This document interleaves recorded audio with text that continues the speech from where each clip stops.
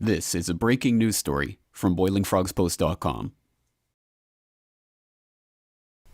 Welcome. This is James Corbett of CorbettReport.com coming to you on the 11th of December 2011, and today I'm talking to Nizar Nayouf, an ex-Syrian journalist who has been living and working in London recently, but who in the past was in prison for 10 years for daring to speak out against the Syrian government.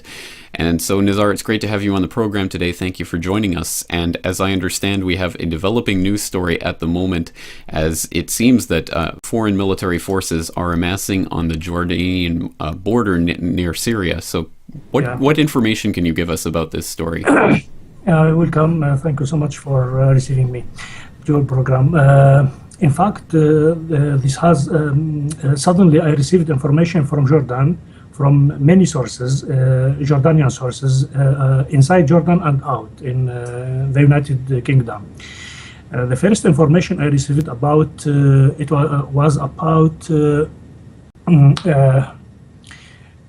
foreign or stranger, something like that, moving between some villages, Jordanian villages near the Syrian border. I have a lot of friends in Jordan for many years ago, and I can depend on them to correct the information. The information I received to say there are many hundreds of troops. They are not Jordanian, not Arab. They are speaking language which wasn't clear to my source. He understood maybe it is French or English. He was far from the area relatively. And it seems they were looking for a suitable place to make something. In fact, this is what I discovered afternoon today, because afternoon I received another information to say they decided to make something like command center in the village of Al-Husha. It is near Al-Mafraq, about 5 kilometers, not more. Of Al-Mafraq, it is near about 10 kilometers only from the Syrian border. And other source, who is a technician working for the Jordanian airplane in London, the office of the Jordanian airplanes in London, told me that last Thursday or Friday at night, the air base of Prince Hassan in Jordan, in the same area, about 100 kilometers from Al-Mafraq city, received an American plane coming from Iraq. Of course, military plane. We know that the military, the American troops left the air base of Ain al-Assad in Iraq on that day, on Thursday. That means they came to Jordan. In fact, this evening, another friend in Jordan told me this information right.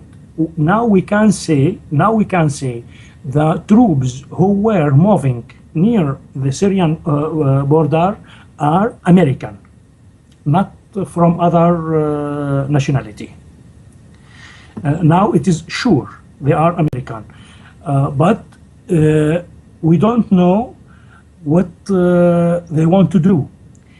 Till now, there is no details, but something strange or something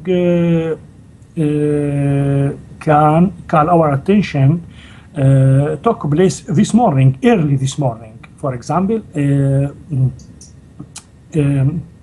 it was struggle between the Syrian army and an unarmed group at the border directly this morning. We don't know if this group came from Jordan or it was inside Syria, but it was at the border exactly.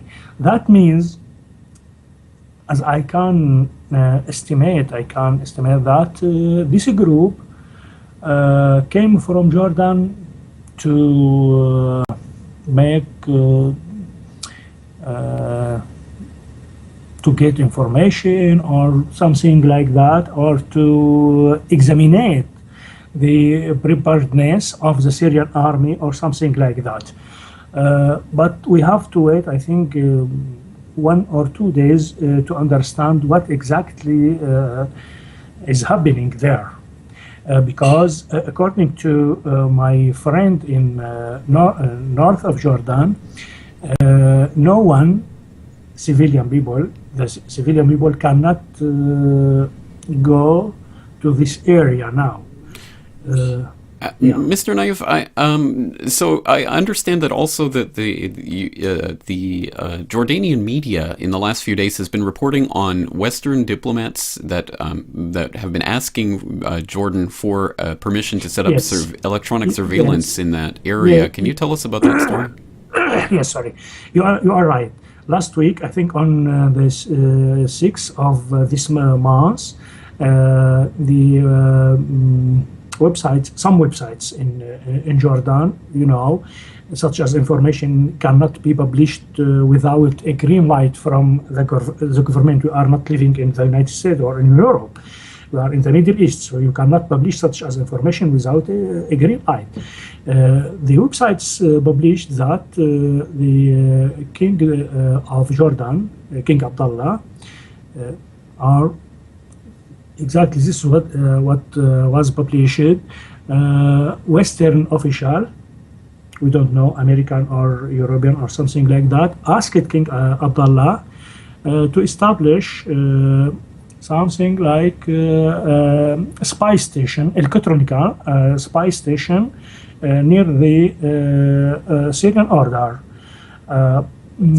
to make contacts with Syrian military officers and trying to let them escape or make a coup or something like that. But according to the websites, in fact, what was published leaked, I think, leaked by the Syrian government, by the Jordanian government, just to not to make any problem with the Syrian government now. But the king of Jordan refused that. We cannot correct this information because it comes from the palace, the Jordanian palace. We don't know if it is right, but I think it is correct. Yeah. And finally, I understand that your sources are also indicating that there is some attempt to build some sort of camp for Syrian refugees in Jordan at the moment. Can you tell us anything about that? It is sure. And this evening, Lebanese television broadcasted films about that. Now the camp. Really, we have been surprised because we didn't know that the government, the Jordanian government, started to build this camp. Suddenly, we saw the photos, the films about that. Now, this information is is correct. According to the film I watched in this evening on a Lebanese television, the camp is ready to receive refugees. When they did that, we don't know. Suddenly we saw that. It is like what has happened in Turkey, exactly. And I think till now, I don't think they will make military attack on Syria, but I think they are preparing their service for something, if not military, maybe security action or something like that. I don't know. Or a surveillance action of some your sort. country well better than me. Well, extremely interesting and extremely worrying developments along a very highly sensitive area right now along that Syrian border. So thank you so much for that information, and thank you for your time today. No, at all. It is my duty toward the media and your customers. For more information on this developing story, please go to boilingfrogspost.com.